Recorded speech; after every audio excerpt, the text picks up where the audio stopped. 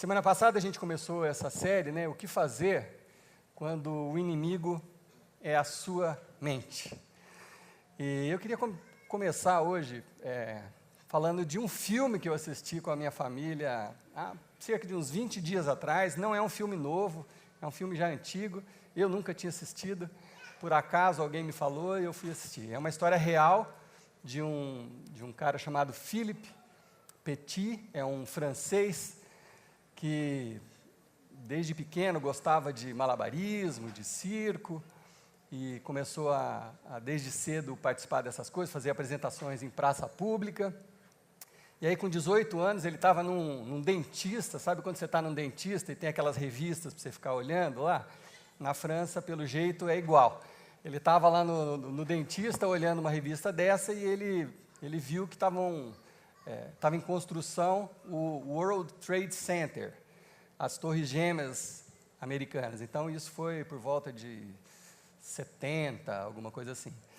E aí ele viu isso e aí aquela cabecinha de um garoto de 18 anos, ele falou assim, olha, eu acho que esse é o maior desafio da minha vida. Eu quero atravessar de uma torre para outra em cima de um cabo de aço e fazer o que ninguém fez, o que qualquer um vai dizer que é impossível, mas eu quero fazer isso. Então ele colocou isso como objetivo da vida dele, e ele trabalhou 6 anos no projeto. Então eu aconselho assim, a todos assistir o filme. O spoiler que eu estou fazendo aqui, eu acho que você pode ver no trailer do filme, não estou entregando nada, é muito emocionante ver assim, a construção da ideia. E ele trabalhou 6 anos, e aí no dia 7 de agosto de 1974, naquela madrugada, ele com os amigos, ele já tinha tudo planejado, já tinha calculado tudo. Não sei se vocês se lembram, mas as torres gêmeas tinham 110 andares, 411 metros de altura.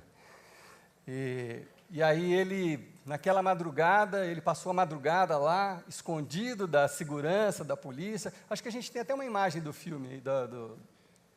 Esse é o nome do filme, A Travessia. E naquela madrugada, ele esticou o cabo de aço com os amigos, um amigo do outro lado. Eles passaram a noite trabalhando nisso. Aí quando o dia estava amanhecendo, ele deu o primeiro passo em cima daquele cabo de aço para atravessar de uma torre até a outra. Tinha vários riscos ali que ele estava correndo, vento, uma série de impossibilidades que fariam a maioria de nós ter absoluta certeza que aquilo era impossível. E aí, o que desafiou ele foi exatamente isso. Falou, não, é impossível, ninguém jamais vai fazer isso, eu vou. Então ele colocou isso na cabeça, estendeu o cabo de aço e nesse dia 7 de agosto de 74, ele saiu de uma torre, foi atravessando até o outro lado. Aí quando ele estava quase chegando do outro lado, a polícia já estava subindo, e aí a polícia apareceu do outro lado esperando para prender ele. O que ele fez? Ele virou as costas e voltou para o outro. Aí o resto você tem que assistir no filme, tá? Eu paro por aqui. Mas o que eu quero dizer com isso?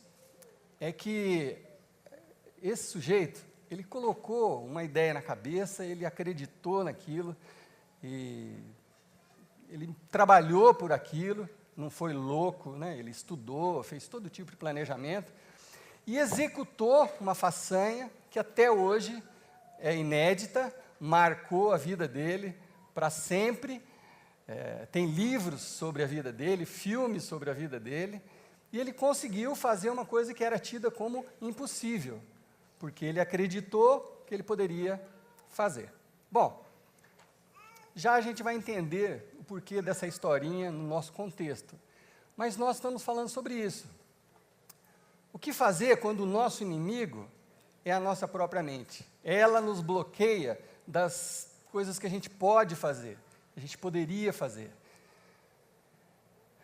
As vozes que você ouviu a vida toda, às vezes de pessoas queridas da sua casa, dizendo, você não vai conseguir, você não pode, você não é capaz, você é feio, você não tem inteligência.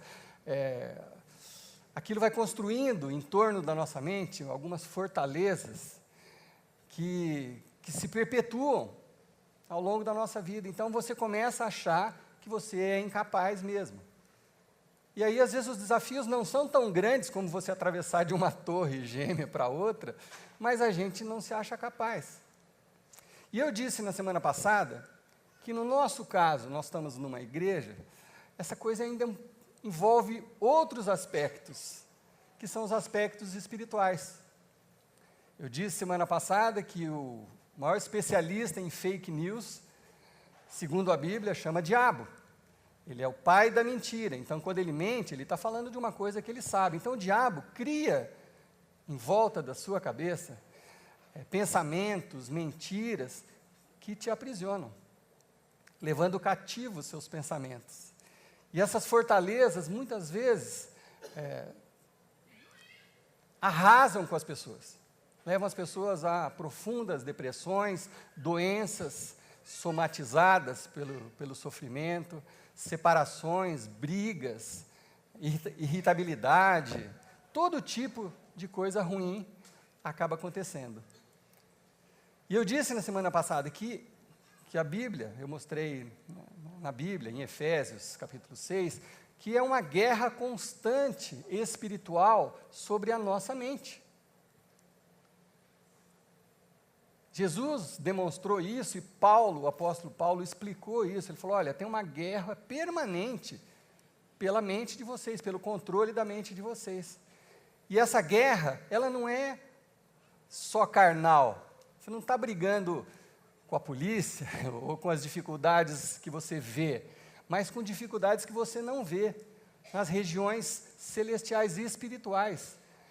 O próprio diabo e os seus anjos tentam cobrir a sua visão, atrapalhar você de ver além, construir essas fortalezas em torno da sua mente, para que você desista, para que você não tente, para que você aborte os seus sonhos e as coisas que você deseja, que você tire isso da sua lista, da sua agenda. Você começa a achar que a vida é só para ser essa rotina de sempre, você não pode sonhar além. É mais uma questão de sobrevivência do que sobreviver de verdade.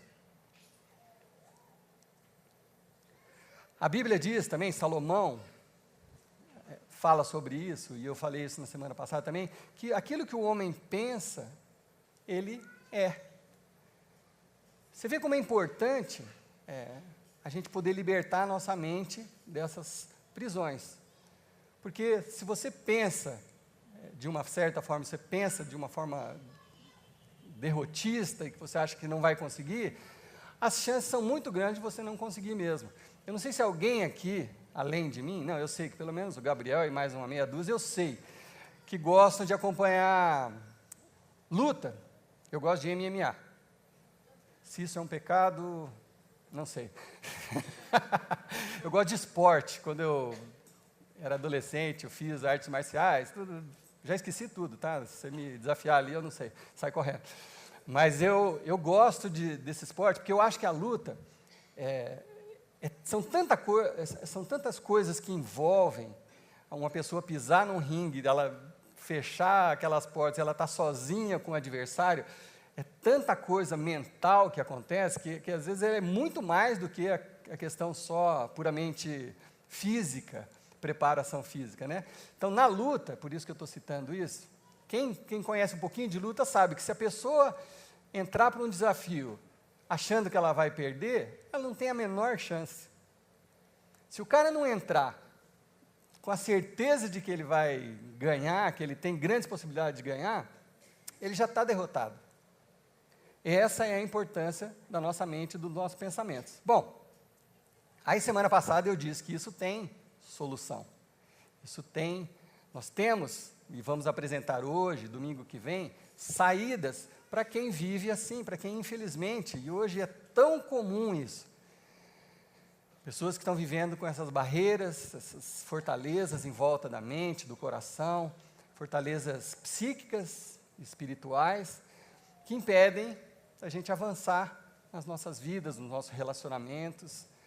em todas as áreas, na área espiritual, com absoluta certeza. Então eu falei, existe uma possibilidade. Então o que eu disse semana passada, e eu pedi até para vocês repetirem aqui, que a primeira coisa é confiar que é possível sair da situação que você está, ou que você conhece alguém que esteja, ou que você já esteve, ou que você vai estar. É possível, sim, se você crer, você consegue sair. Então eu pedi para a semana passada, as pessoas que estavam aqui, elas repetiram junto comigo, eu consigo. Vamos fazer isso de novo? Eu consigo, tá? Essa é a primeira coisa fundamental se você quer quebrar essas fortalezas em volta de você. A segunda coisa que eu disse semana passada é que a gente não está sozinho. Deus é nosso aliado nessa luta. Mais do que eu e você, Deus deseja que a gente seja liberto. Deus enviou o Filho dele para nos libertar. Foi essa a função, essa a missão de Jesus. Então, mais do que isso, Deus é o nosso aliado nisso. Então, a segunda coisa que eu disse semana passada e pedi para vocês repetirem é: eu não estou sozinho. Vamos falar juntos? Eu não estou sozinho. Então, as duas juntas. Eu consigo, eu não estou sozinho. Maravilha. Aí nós lemos um texto na semana passada, e eu tô muito empolgado com a Bíblia, a mensagem. Já tinha lá em casa, a Kellen usa essa Bíblia já há um tempo, eu ganhei uma do meu pai esses tempinhos atrás, e, nossa, eu recomendo para todo mundo. Parece que você renova a sua leitura da Bíblia. É a Bíblia chamada A Mensagem. É uma nova versão da Bíblia, nova, já nem tão nova assim, né? Mas bem fiel ao original, só que bem mais aplicável, assim, bem mais fácil para as pessoas entenderem.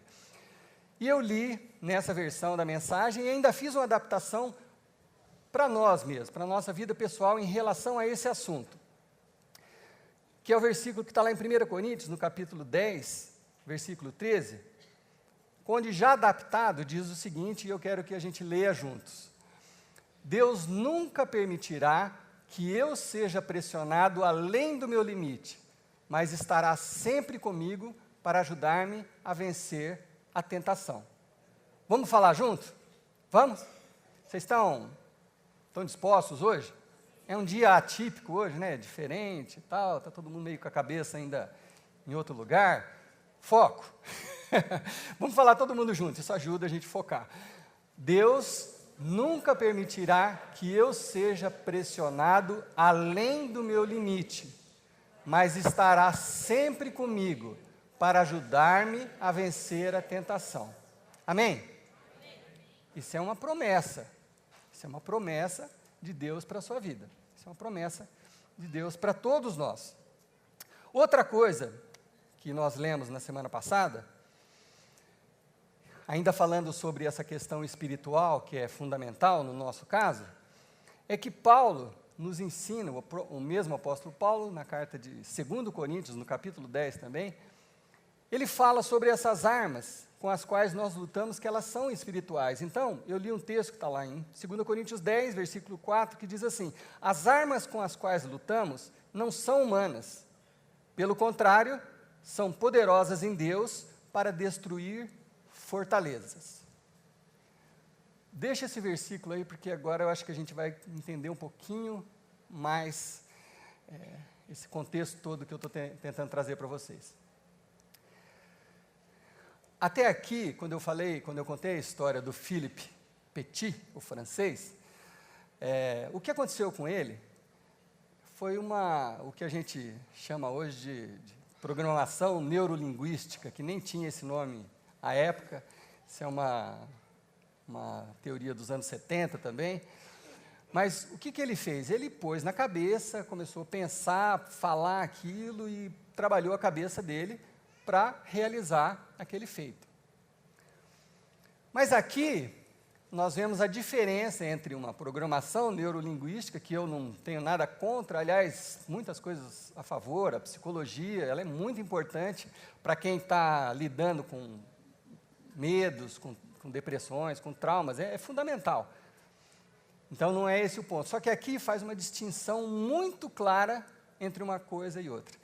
Aqui deixa de ser esse pensamento positivo, essa programação neurolinguística que envolve os neurônios e o pensamento e pronunciar palavras e a experiência, que é isso, que é a programação neurolinguística. Mas aqui nós estamos falando de armas não humanas, que vão além do humano. Paulo está falando, é importante, eu vou fazer uma adaptação forçada aqui, tá? Bem forçada, porque o que eu vou falar não é do tempo de Paulo. Mas Paulo diria, talvez, para vocês hoje, aqui o apóstolo Paulo diria assim, olha, cara, vai no psicólogo, é muito importante, é bacana mesmo. Vai, faz o tratamento, tem hora que você vai ter que tomar medicação, vai nesse caminho que é importante. Eu acredito que Paulo diria isso para a gente hoje. Mas essas questões envolvem mais do que só isso.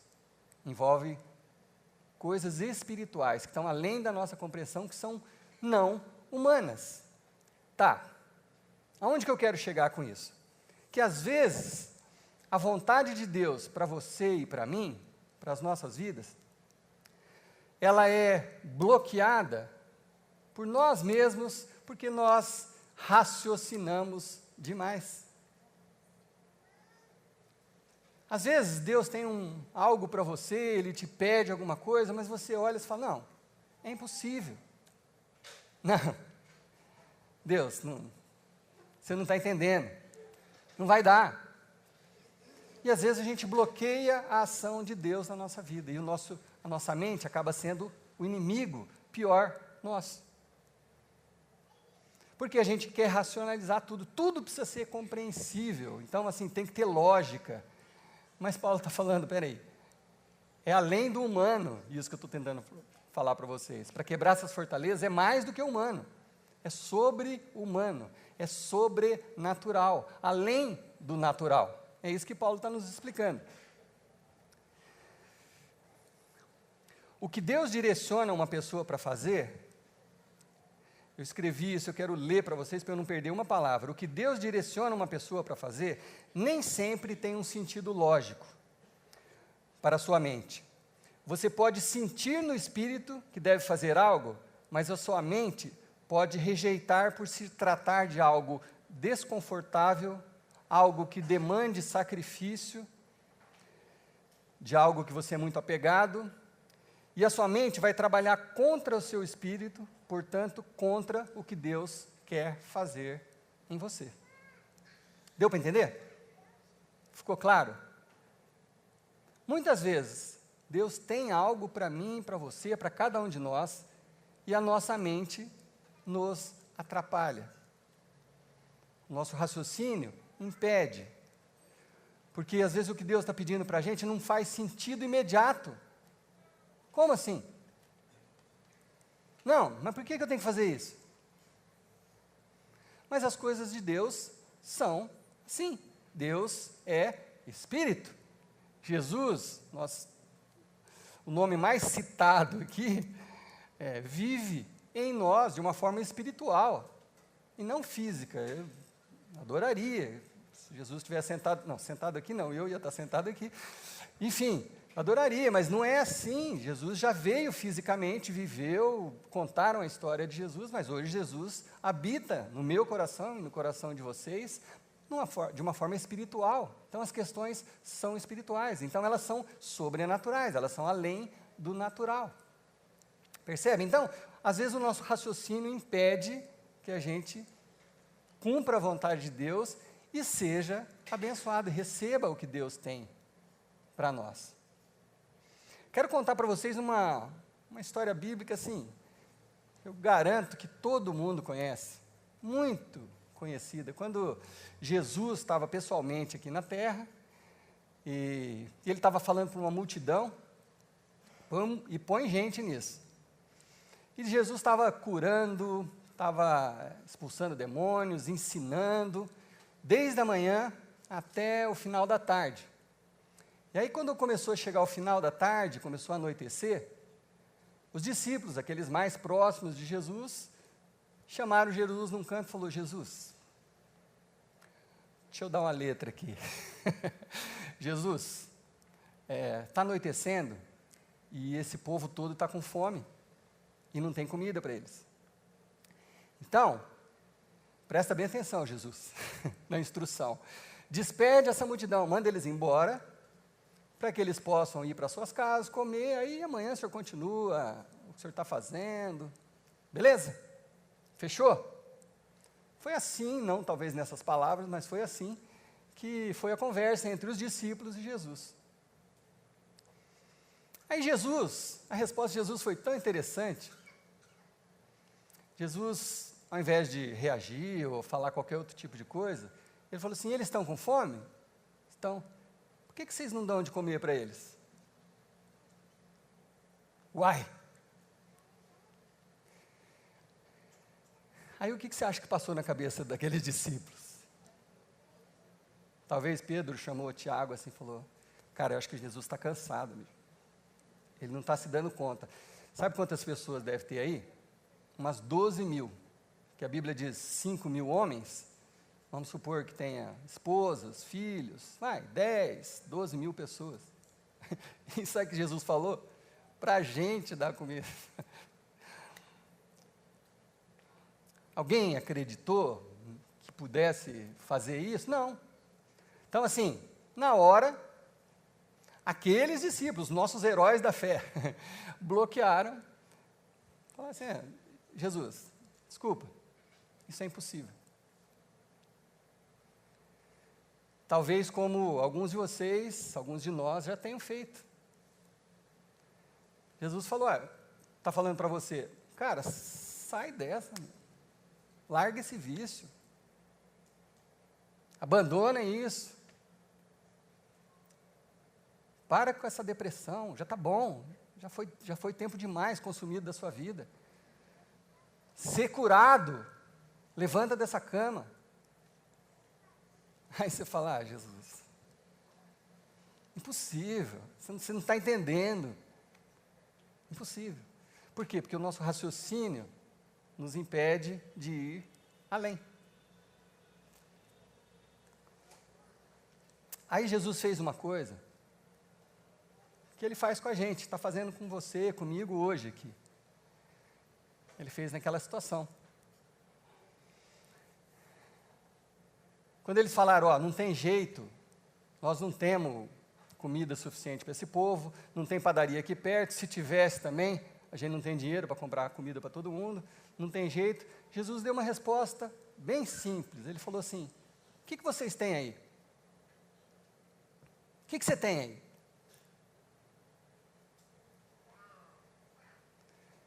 A Bíblia é atemporal, gente. A gente tem que ler a Bíblia de forma a entender que isso é para a gente hoje.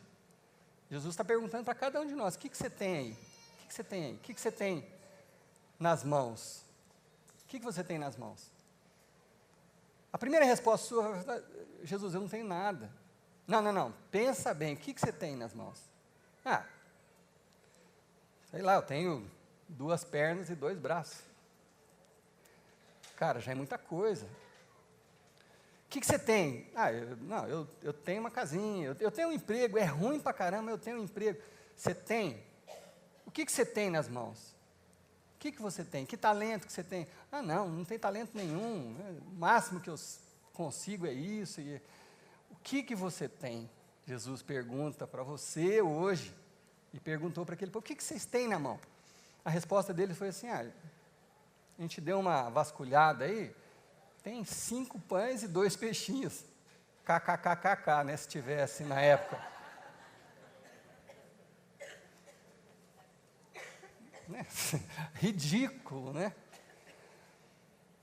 Jesus falou: atrás. E o que Jesus fez? Abençoou. Jesus pegou os 5 pães, os 2 peixinhos e abençoou. Isso muda tudo. Isso muda tudo. Aí quando os discípulos estavam lá recolhendo as sobras, né?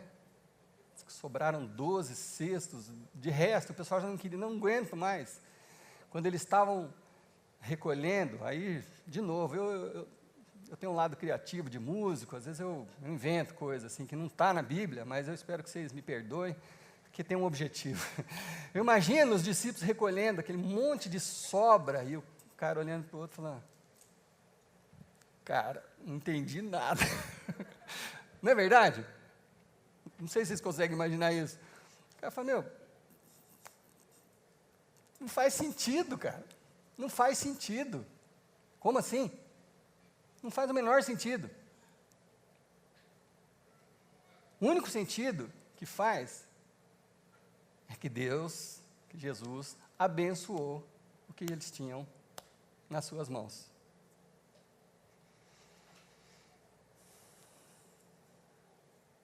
Então Jesus está perguntando para você, o que você tem na mão?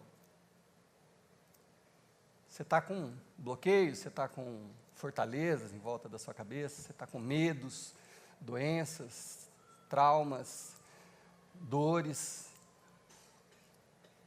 problemas de relacionamento, problemas financeiros. Deus é o único que conhece o coração e a vida de cada um profundamente. Problemas de relacionamento, problema de humor. Jesus está perguntando, o que você tem nas mãos? O que você tem? Entrega. Confia. Eu tive a minha experiência nesse sentido com Deus. Já contei nessa igreja algumas vezes e vou ainda contar mais algumas centenas de vezes, porque a vida aconteceu comigo. Eu não vou detalhar tanto, porque alguns já ouviram mais de uma vez. Mas quando eu estava no pior momento da minha vida, na pior depressão da minha vida, eu senti isso no meu coração. Em 1998, vocês não tinham nem nascido ainda. Eu senti isso no meu coração, que Deus estava falando comigo. O que você tem? Falei, Deus, eu não tenho mais nada, acabou. Só tenho medo, achando que vou morrer, pânico, desespero, não durmo, não tem nada. O que você tem? Falei, Deus, o que eu tenho, o restinho de saúde, ou sei lá o que, eu entrego. E algumas semanas depois eu senti uma outra coisa de Deus, em relação a uma coisa que era e é um amor muito grande, uma paixão, uma coisa que eu segurava dentro de uma caixinha de cristal, que é a música.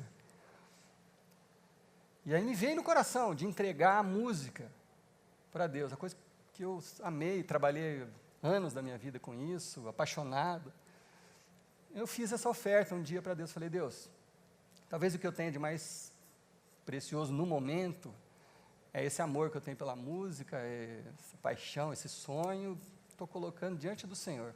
Se eu não sentir mais no coração uma direção sua para pegar num violão, de amanhã em diante eu nunca mais pego no violão. Fiz essa oração muito sincera, gente. Estou falando aqui para vocês, Deus está nos ouvindo e amigos aqui que conhecem essa história sabem que é verdade. Fiz essa oração. E sabe o que eu descobri? Deus não queria tirar nada de mim. Ele queria o meu coração. Ele queria saber o que eu estava disposto a entregar. Que tanto que eu confiava. Era isso o desafio. E naquele momento eu confiei.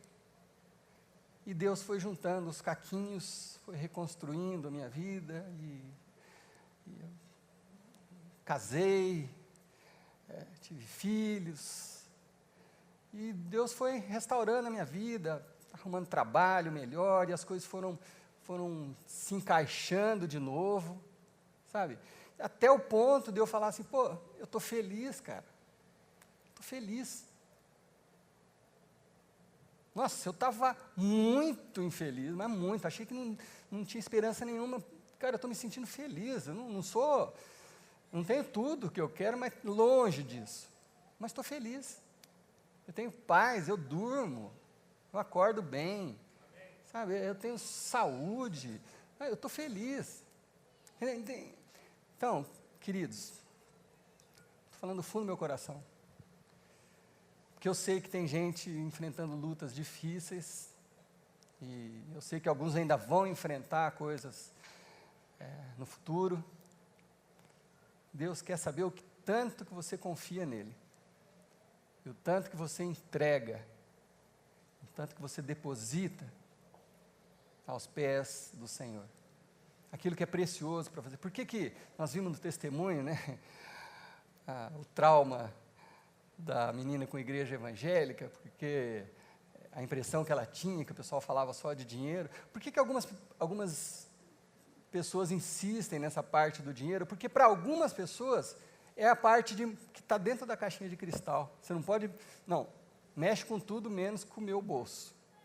Não, isso aqui é o meu trabalho, sabe? Então, às vezes, você está tratando as finanças como um Deus. Você não entrega, você não, sabe, você retém, você segura, você não investe.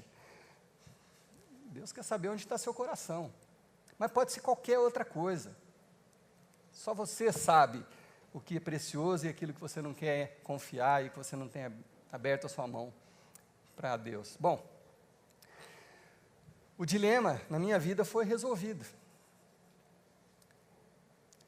E o apóstolo Paulo, numa outra carta dele, aos Romanos, e eu vou continuar lendo nessa versão, ele fala sobre esse dilema de uma forma tão maravilhosa, tão maravilhosa. Acompanhe comigo. Romanos 8, versículo 1 diz assim: com a chegada de Jesus, o Messias, nenhuma conotação, ainda bem que ninguém entendeu.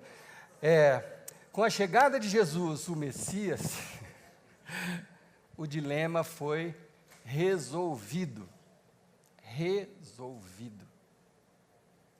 Não é interessante isso? Quer dizer, o dilema sobre como ser liberto, como ser curado, foi resolvido em Jesus. Os que estão em Cristo não precisam mais viver numa nuvem escura e depressiva. Eu não sei você, mas eu acho isso aqui sensacional. Demais. Os que estão em Cristo não precisam mais viver nessa nuvem escura, depressiva, com essa tristeza. Se você crer, se você confiar, e se você se colocar diante de Deus, sinceramente, honestamente, você não precisa mais viver desse jeito. Por quê? Paulo diz que um novo poder está atuando. Mudou. Agora, depois de Cristo, as coisas são diferentes. Não é a lei mais, obedece isso, faz aquilo, não faz isso, não faz aquilo, porque até Jesus era assim. Com a chegada de Jesus, mudou o combinado. Um novo poder está atuando. O Espírito da vida em Cristo, como um vento forte, limpou totalmente o ar, libertando vocês de uma tirania brutal nas mãos do pecado e da morte. Jesus veio exatamente para isso, para nos libertar. E o Espírito de Deus, o Espírito de Cristo vivendo em nós, nos liberta. É como se limpasse totalmente o ar. Olha que versão bonita. Libertando vocês de uma tirania brutal, de que alguns de nós vivemos ou estamos vivendo. Isso é maravilhoso e enche-nos de esperança. E ele segue dizendo: Deus acertou em cheio quando enviou o seu Filho. Ele não tratou o problema como se fosse algo distante, sem importância. Quando Deus mandou Jesus, é para você não ficar com aquela ideia de, Deus está lá no céu, eu estou aqui, Ele não sabe o que eu estou sentindo. Não. Então, Deus encarnou aqui na terra, viveu tudo o que eu e você vivemos e muito mais. Que eu não sofri o que Jesus sofreu, mas nem perto. Jesus foi traído pelos amigos, Jesus foi abandonado, Jesus foi torturado, Jesus foi crucificado, Jesus foi cuspido na cara, humilhado, sofreu todo tipo de dores, a Bíblia nos diz. Então ele sabe. Então não é como se Deus estivesse lá distante, não. Ele tratou como problema como alguém que sabe, conhece a nossa dor. Então Deus mandou seu Filho para viver tudo isso. Em seu Filho Jesus, Deus então assumiu pessoalmente a condição humana e entrou na confusão da humanidade que vive em conflito. Para quê? Para consertar as coisas de uma vez por todas. Não é para dar uma limpadinha, passar um paninho. É para consertar as coisas de uma vez por todas. Você não consegue fazer isso sozinho. Mas sabendo que você tem Deus como aliado, é possível. Seja qual for a situação que você esteja vivendo.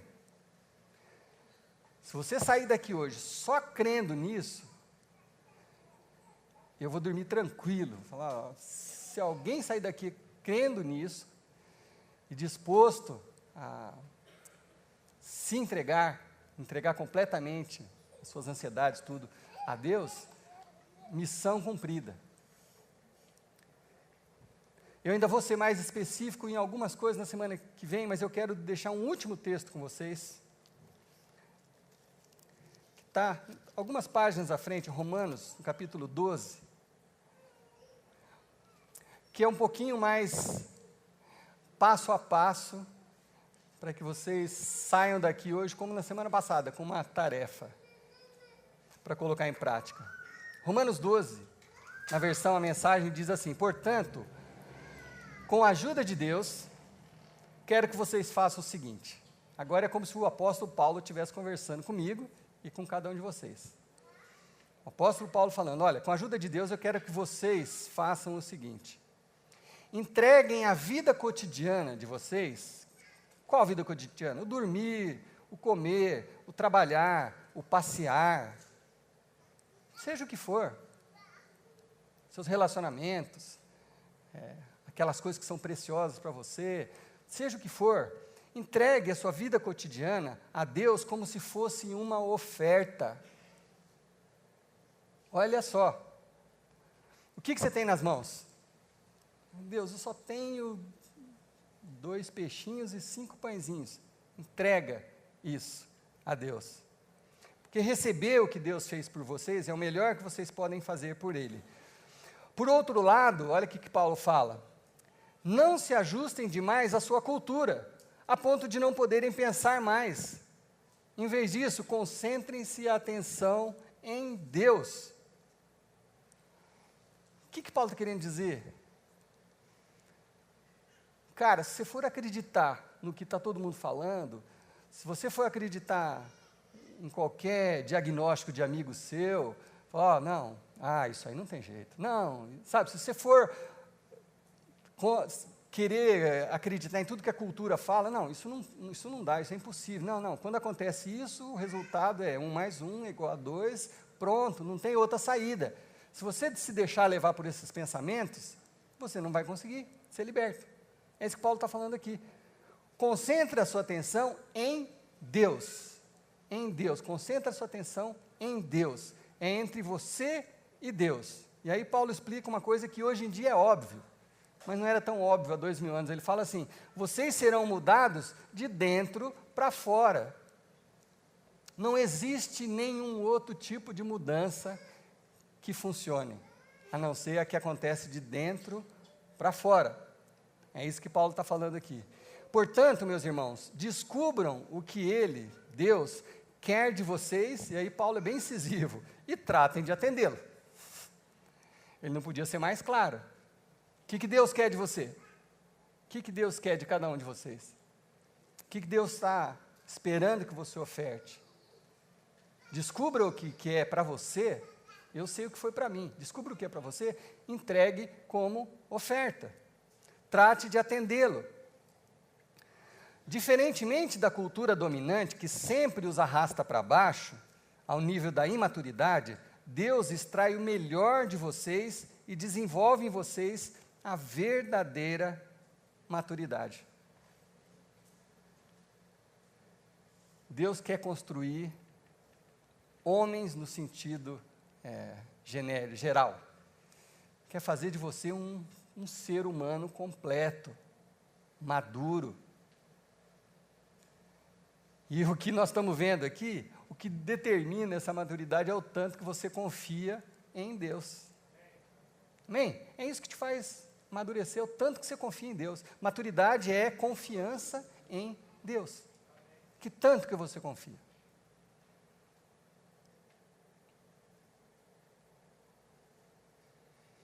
O que você, o que você precisa entregar? O que você tem nas mãos? Eu sei o que você deseja e o que você provavelmente precise nesse momento. Eu sei. Você precisa de um milagre. Não precisa? Você precisa de um milagre, porque você, racionalmente, não consegue resolver. E quando você pensa, parece que não vai funcionar. Mas para você ver esse milagre acontecendo na sua vida, a obediência precede o milagre. O confiar em Deus precede a bênção de Deus. Foi só quando Jesus pegou aquela cestinha e abençoou, é que o milagre aconteceu. Enquanto eles não trouxeram o que eles tinham, enquanto eles não trouxeram os peixinhos e os pãezinhos, nada foi feito. Quando eles trouxeram, Deus falou, é isso? Jesus falou, é isso? É. Jesus os abençoou e o milagre aconteceu. Você crê nisso? Vamos orar para que Deus nos dê sabedoria, força e coragem para enfrentar essas fortalezas e, com a ajuda do Senhor Deus, derrubar todas elas em nome de Jesus. Amém? Pai, o Senhor conhece cada coração aqui, cada um deles. O Senhor conhece as dores, o Senhor conhece as alegrias, o Senhor conhece as frustrações, o Senhor conhece os motivos de comemoração, o Senhor conhece as doenças, as depressões, os problemas de relacionamento, as finanças. O Senhor conhece cada um de nós melhor do que nós mesmos. Portanto, Deus, revela durante essa semana a cada um desses meus irmãos que se dispuserem a se colocar diante do Senhor e pedir que o Senhor revele. Revela, Senhor Deus, o que precisa ser entregue. O que precisa ser entregue no teu altar, Deus. O que é que nós estamos retendo, o que é que a gente quer lidar sozinho, o que é que a gente não está abrindo mão. Para que o Senhor possa olhar para isso, Senhor Deus, e abençoar e mudar a realidade dessas pessoas, Pai, em nome de Jesus. Eu creio nos milagres, eu creio no poder de Deus para fazer milagres hoje. 2018, eu creio no poder de Deus e eu vejo os milagres acontecendo. Então, Pai, faz um milagre no nosso meio. Quebra as fortalezas que estão em volta das mentes e dos corações de cada um dos meus irmãos. Faça com que eles tenham essa conversa franca com o Senhor e se coloquem diante de Ti como oferta viva diante do Senhor. E abençoe essas vidas, Senhor Deus, porque a Tua bênção é o que faz toda a diferença. Em nome de Jesus. Amém.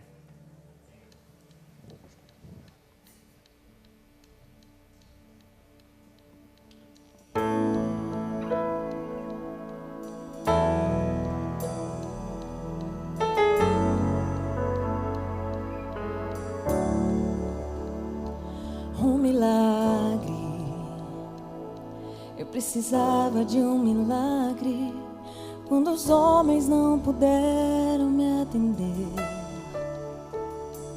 Um milagre. Eu precisava de um milagre quando tudo parecia escuridão. E quando mais eu precisei,